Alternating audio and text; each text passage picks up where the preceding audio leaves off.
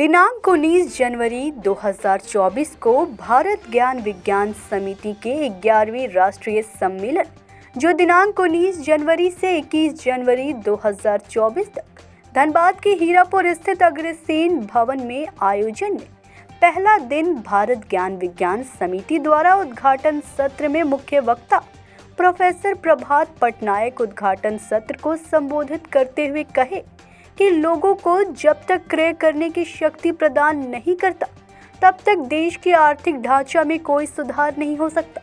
पूंजीवादी व्यवस्था में बेरोजगारी बड़े पैमाने पर बढ़ती है, जबकि समाजवादी व्यवस्था में सबके हाथों में काम मुहैया कराती है।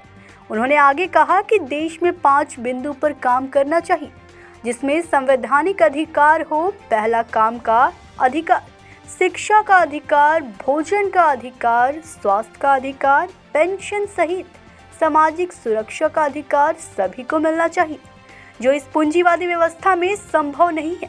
हमें एक बेहतर समाज व्यवस्था कायम करने के लिए संघर्ष करना होगा।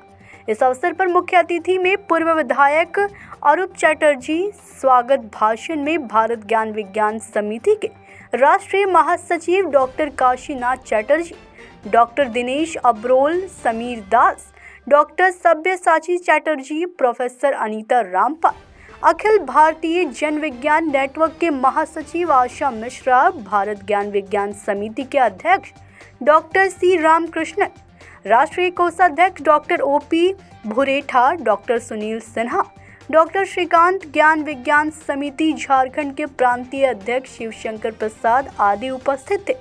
उद्घाटन सत्र की अध्यक्षता भारत ज्ञान विज्ञान समिति के राष्ट्रीय अध्यक्ष डॉक्टर सी रामकृष्णन ने किया, जबकि संचालन ज्ञान विज्ञान समिति के राज्य महासचिव विश्वनाथ सिंह, राज्य उपाध्यक्ष हेमंत कुमार जायसवाल द्वारा किया गया। धनबाद से पंकज सिन्हा की रिपोर्ट।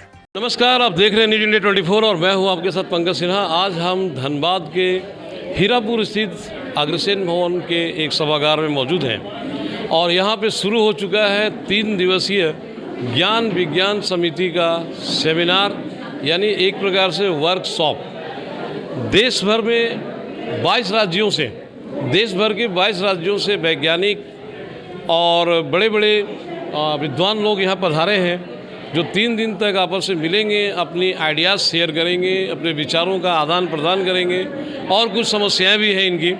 हम बात करेंगे राष्ट्रीय महासचिव जी से कि भाई क्या समस्या है, किन समस्याओं पे आप लोग इसमें 3 दिनों तक चर्चा करने वाले हैं। धन्यवाद। ये भारत ज्ञान विज्ञान समिति के राष्ट्र परिषद का बैठक है, एक तरह का सम्मेलन है।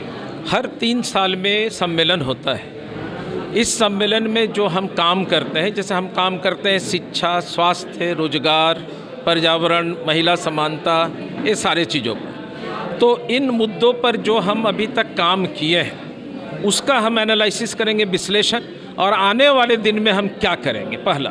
दूसरा है जो सरकारी नीति है, अगर उसमें कहीं गड़बड़ी हो रहा है तो हम यहाँ पर आलोचना करेंगे कि उस नीति में हम सरकार को क्या सुझाव दें और उसके लिए क्या संघर्ष करें, इस पर आलोचना होगा। ये आज शुरू हो गया है। पहले उद्घाटन सत्र था लिंडसे क्लब में और फिर ये डेलीगेट सत्र शुरू हो गया है, जिसमें 3 वर्षों का एक रिपोर्ट रखा गया है और हर राज्य का विश्लेषण किया गया है कि क्या मजबूती है, क्या कमजोरी है। और कोविड काल में हमने एक बहुत बड़ा काम किया था, वो सारी चीज़ों पर बातचीत की है। अब आने वाले दिन पर इस पर पूरा दिशा देंगे कि भारत में शिक्षा, स्वास्थ्य और भारत का रोजगार का भविष्य क्या होगा, इसमें चर्चा करेंगे और जाकर के काम करेंगे। इसी के लिए सम्मेलन है।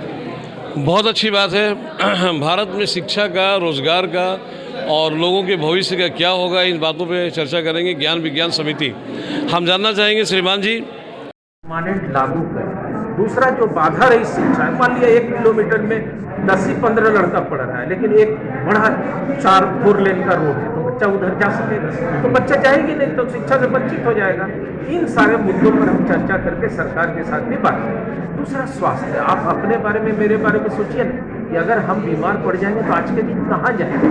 अगर आप निजी में जाते हैं, निजी हॉस्पिटल में, तो 5 दिन में 50 से 70 हज़ार को कर लेता है। सरकारी हॉस्पिटल जब तक दुरुस्त नहीं करेगा तो हम इस पर भी बात करेंगे कि सरकारी अस्पतालों को दुरुस्त करो, वहाँ सारी चीज़ों का व्यवस्था करो, चिकित्सकों को और पूरा के पूरा लोगों को जानकारी से लैस करो। तो इन सारे मुद्दों पर हम बात करेंगे। मतलब कि शिक्षा और स्वास्थ्य और रोजगार है।